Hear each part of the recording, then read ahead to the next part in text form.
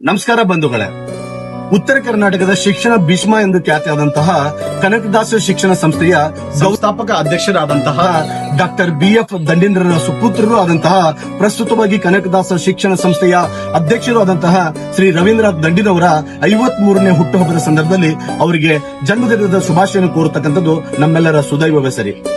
ರವೀಂದ್ರನಾಥ್ ದಂಡಿನವರು 65 ಶಿಕ್ಷಣ ಸಂಸ್ಥೆಗಳ ಅಂಗ ಸಂಸ್ಥೆಗಳನ್ನ ಮುನ್ನಡೆಸ್ತಾ ಇದ್ದು, ಅದರ ಜೊತೆಗೆ 1500 ಶಿಕ್ಷಕರಿಗೆ ಉತ್ತಮ ಮಾರ್ಗದರ್ಶಕರಾಗಿಯೂ ಕೂಡ ಸೇವೆಯನ್ನ ಸಲ್ಲಿಸ್ತಾ ಇದ್ದಾರೆ.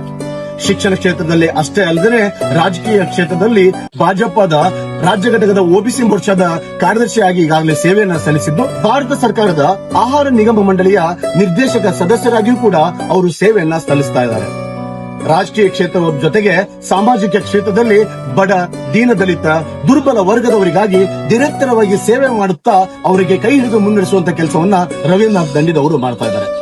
ಶ್ರೀಯುತರು 53ನೇ ವಸಂತಕ್ಕೆ ಕಾಲಿಟ್ಟಿರ್ತಕ್ಕಂಥದ್ದು ನಮ್ಮೆಲ್ಲರ ಹೆಮ್ಮೆ ಮತ್ತು ಸುದೈವವೇ ಸರಿ.